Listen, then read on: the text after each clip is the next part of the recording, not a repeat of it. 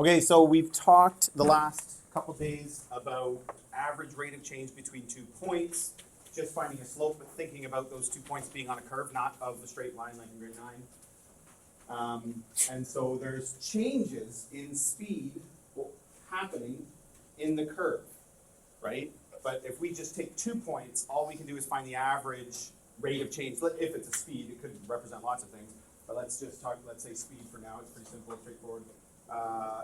Then all you would find is the average speed between those 2 points. If this was a distance versus time graph, your distance is increasing, gets to some maximum, and then decreases.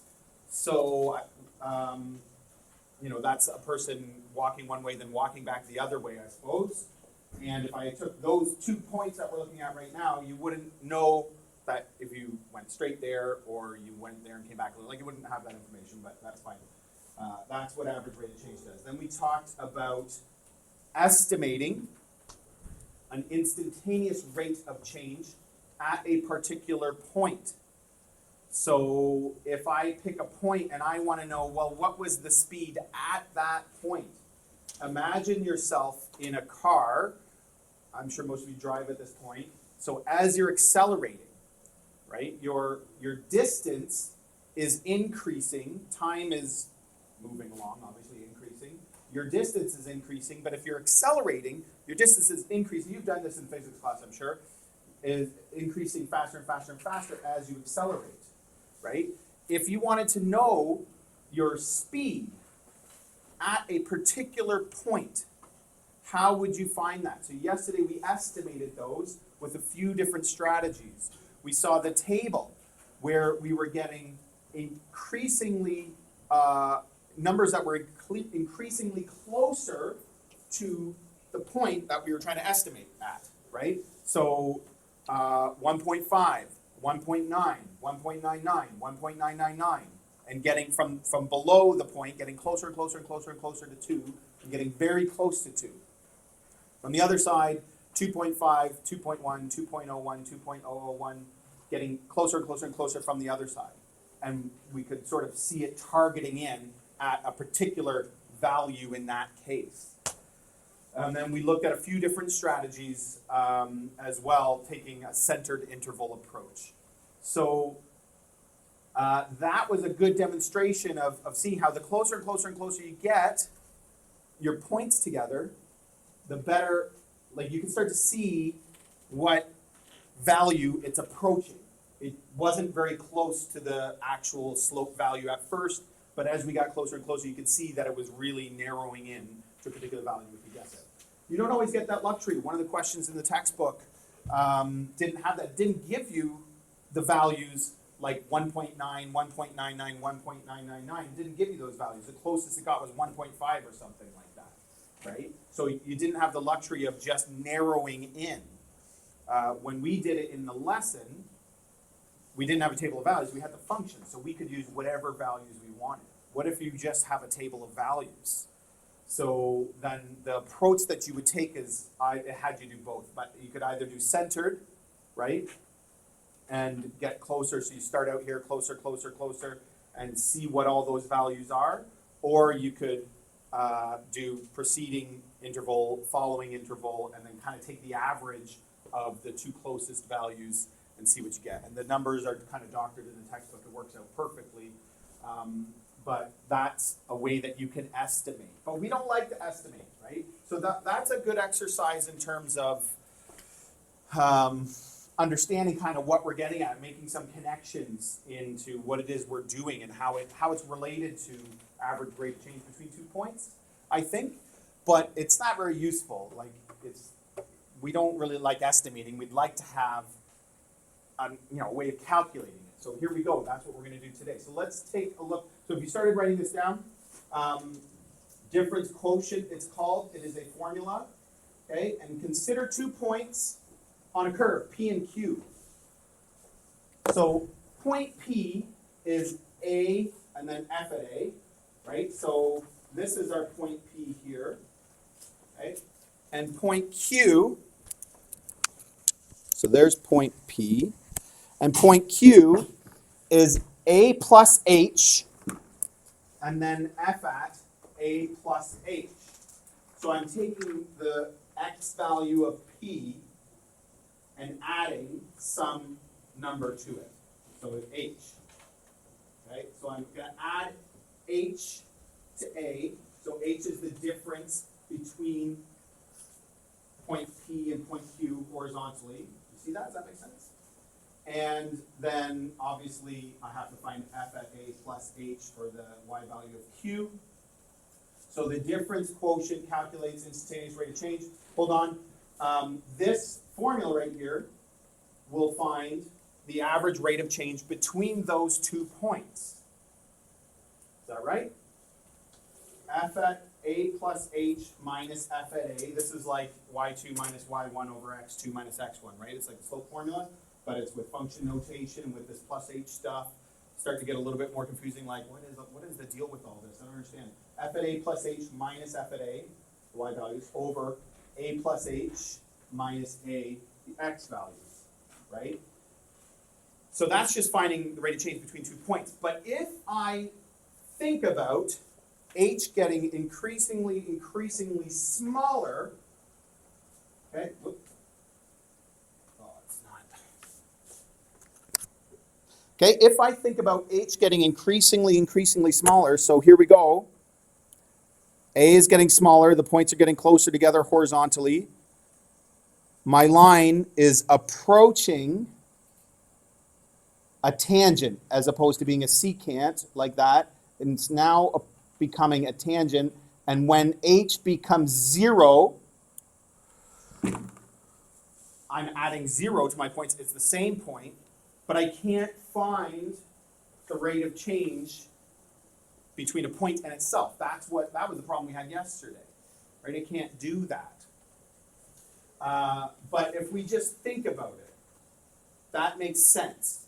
As h is getting closer and closer to 0, all of a sudden those points kind of become the same point, and that is a tangent. So that's now representing the instantaneous rate of change at that point. Does that make sense? Conceptually, like when you visualize that, does that make sense? So then we ask ourselves, well, how does that help us? Because we can't find the rate of change of 1 point or of 2 points that are the same point. Like we can't do that. Well, so we have this thing. Okay, so first of all, we're just going to point out that I can simplify this thing. A plus h minus f at a plus h minus a. Those guys are gone, right? So it actually becomes f. You'll notice this is the form that we use. Just over h.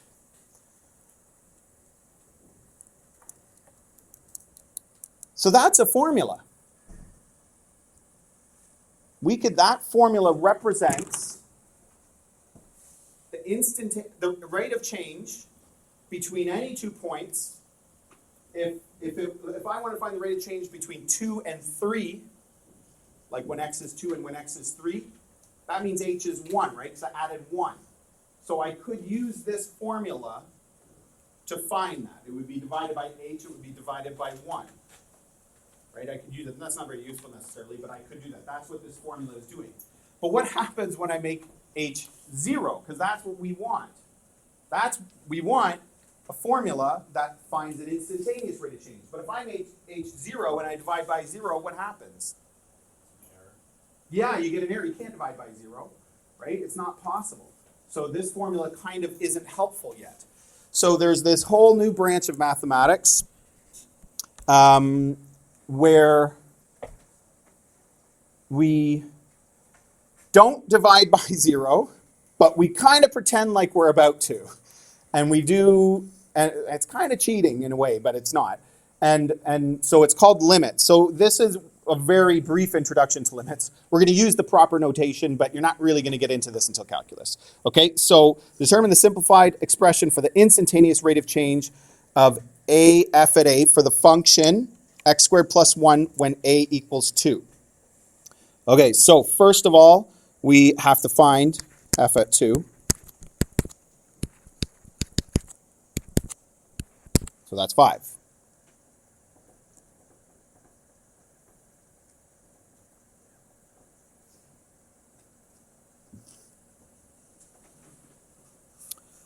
So the slope of the tangent is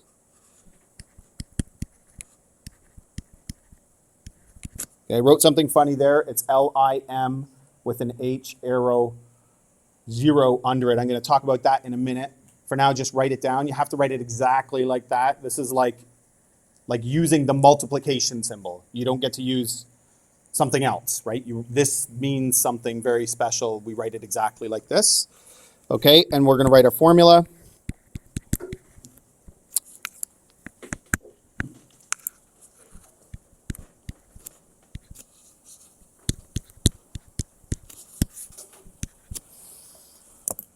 So what this is saying is as h approaches 0, so I'm not dividing by 0 because h isn't 0 because it's just approaching 0.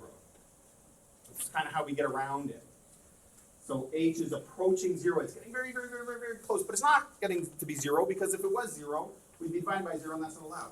But I can say it's approaching 0, getting really, really, really, really close, like infinitesimally small, close. And then I can do some math with this. So that's what that means. The limit as h approaches 0. We're calculating the limit of this function as h approaches 0. That's what that means. Don't worry about it. I'm not going to test you on that. We need to write this. It's part of the notation, but it's something that you'll learn more about in calculus. Okay, so let's see what this looks like, which equals, we can start subbing stuff in here. The limit as h approaches 0 of f at a plus h, but a is 2, okay? And so f at 2 plus h is 2 plus h squared plus 1, right? That's the function, x squared plus 1.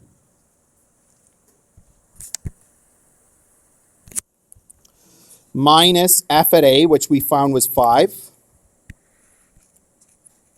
over h.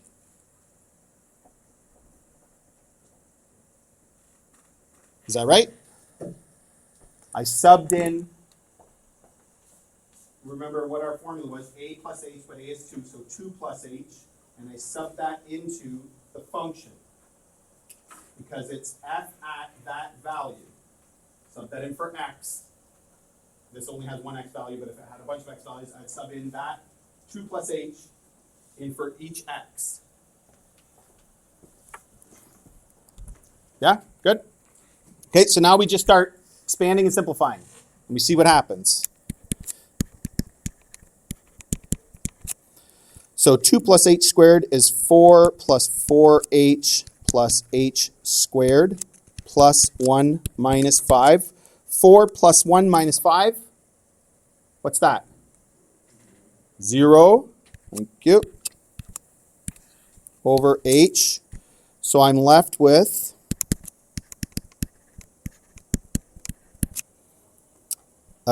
h squared plus 4h over h.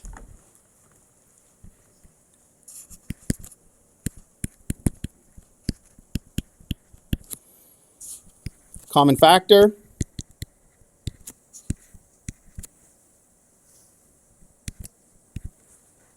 H's divide to 1. So that means my limit as h approaches 0 of h plus 4. Now I can actually let h be 0. So it's 4. So what is that? That's the slope of the tangent to that point, 2, 5. On that curve, x squared plus 1. That is 4. The slope is 4. So the instantaneous, if it represented something like a speed, the instantaneous rate of change would be 4 meters per second or whatever that graph represented.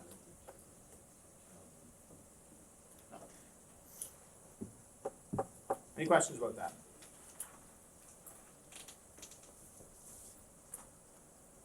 So our algebra skills have to be up to par. Some things you're going to notice kind of work out the same way every time. So we find f at the value, because we're going to need to subtract that on top, right? So we have to find that value. In this case, it was 5. And then I take my a value, 2 plus h, sub it in. And I've got something now that only has h's in it. It shouldn't have any a's or x's or anything like that. I expand. And if you've done things properly, the constants should add to 0. If they don't, then something's wrong. The process won't work. Okay? So the constants should add to 0, and then I'm able to factor out the h's and divide them to 1. Can you just go over again how you went from f plus h to the 2 plus h squared? Yep. If it was, so f at x is x squared plus 1. So if it was f at 5, it would be 5 squared plus 1. If it's f at x plus y, it would be x plus y.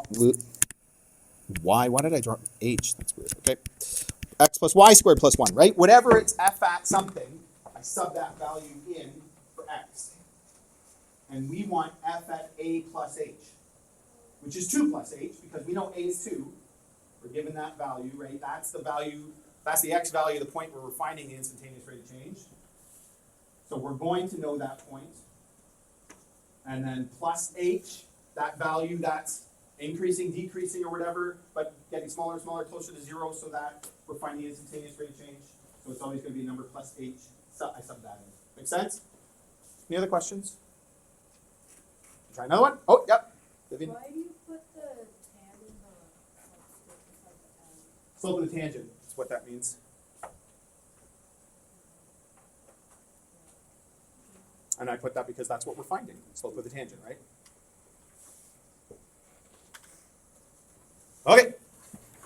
Let's see what's next. Oh, wait, did we determine the rate of change? Oh, yeah, we did that.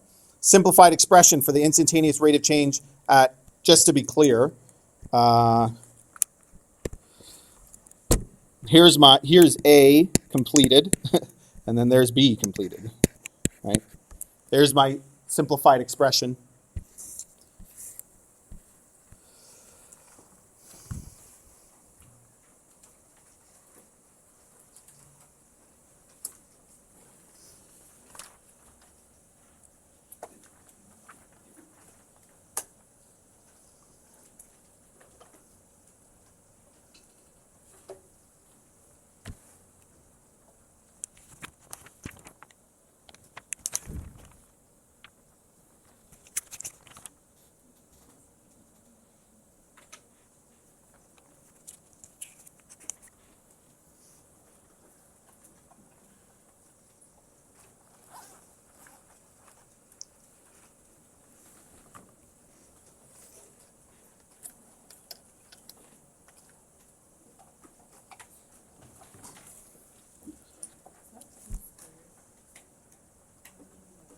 It should be x squared, I think.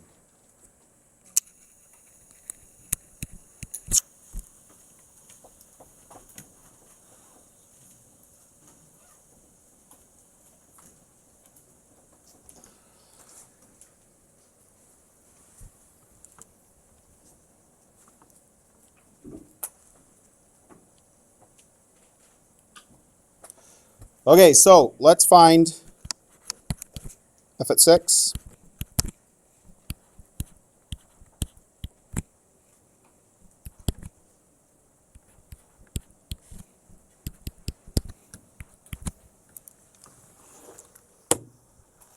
Anybody have that? 473?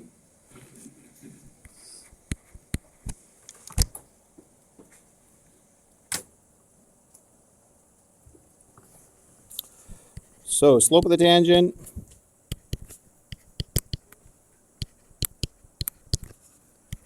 so f at a plus h minus f at a over h.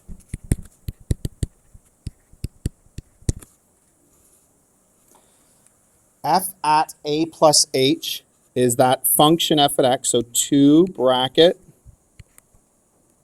cubed plus squared plus 5. So that's f at a plus h minus f at a, 473 over h. And then inside I put 6 plus h, 6 plus h.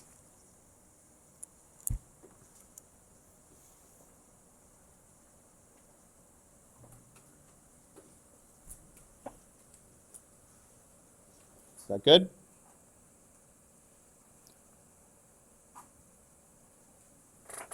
Okay, so we're going to expand this. Cubing a binomial is probably not something you've done very many times. You should have seen it, I think, in grade 11, but you probably haven't done it a lot.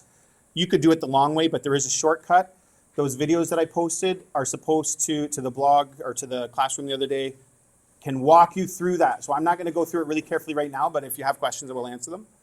But you can watch the video, and that will be, I think, a good explanation of how you can cube a binomial quickly.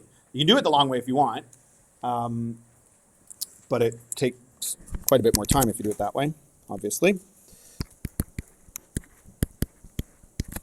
So 2, here's how I'm going to do it. I'm going to do 6 plus h times 6 plus h squared. I wouldn't normally necessarily write that out that way. I'd just do it, but and I'm going to do 6 plus h squared here. So that's 6 squared, which is 36.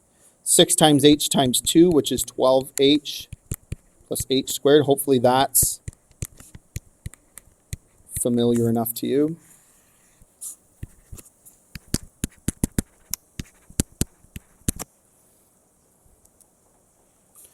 So 2, 6 plus h. So then here we go. We got the same thing.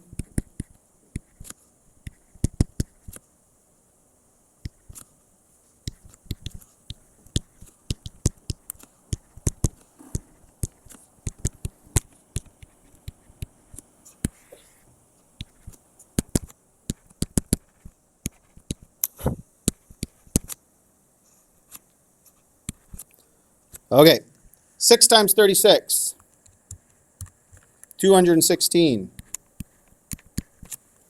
6 times 12h, 72h. 6 times h squared, 6h squared. H times 36, h times 12h, h times h squared.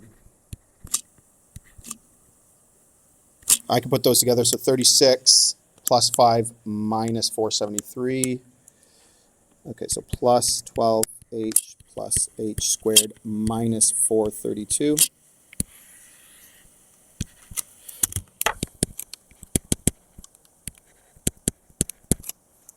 I'm going to collect like terms first. So that's 216, 72h and 36h. 6h squared and 12h squared.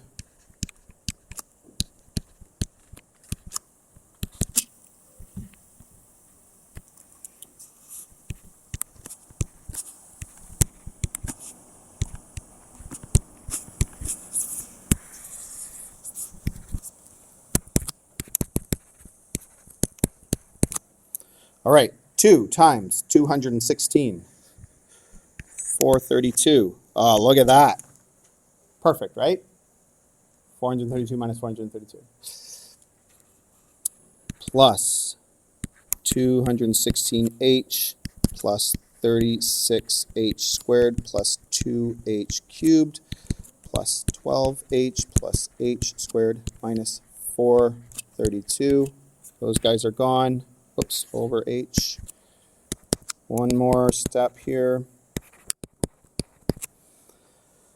2h cubed plus, so I got 36, 37 h squared. And then, let's see, 216 and 12.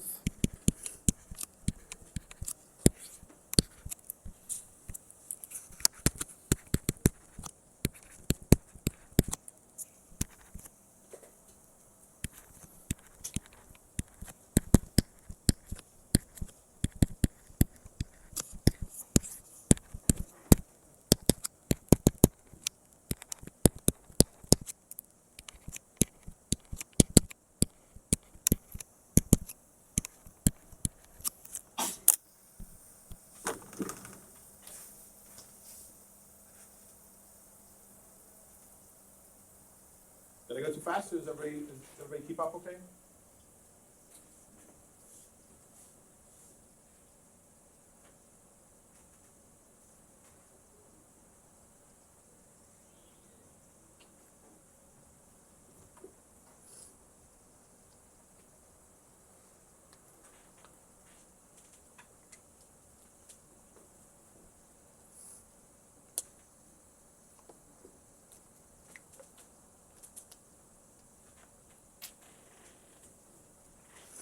Any questions about anything that I did? Do you want me to go back over it? Like that big step, the one big step at least? So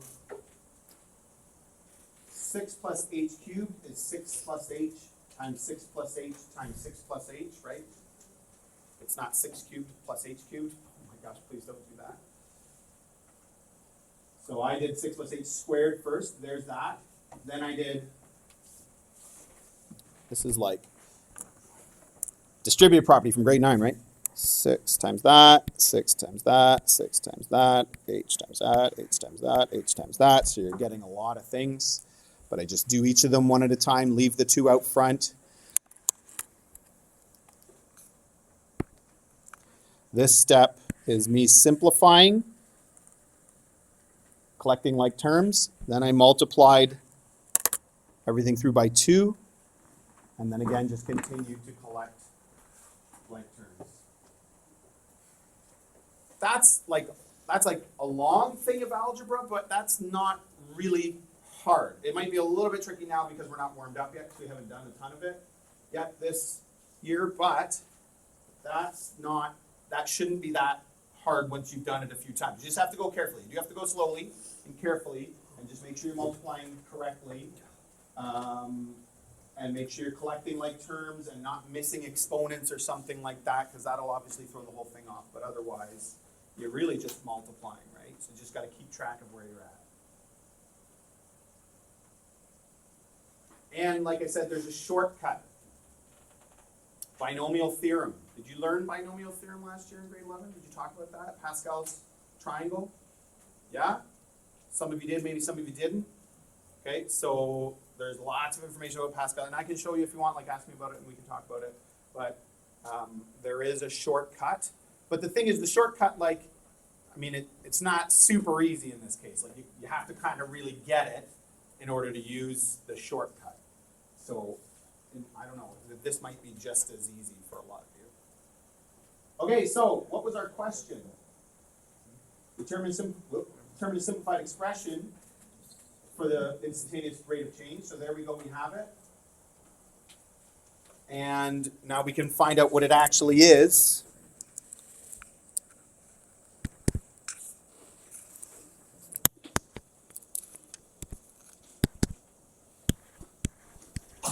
Letting h equal 0, all the h terms go away, and I'm just left with 228.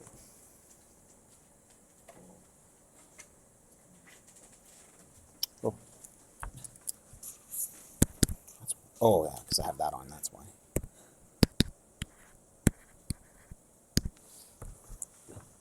Any questions?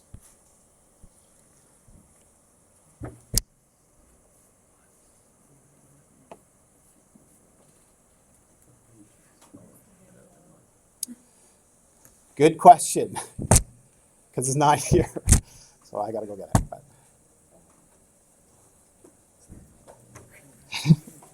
Questions?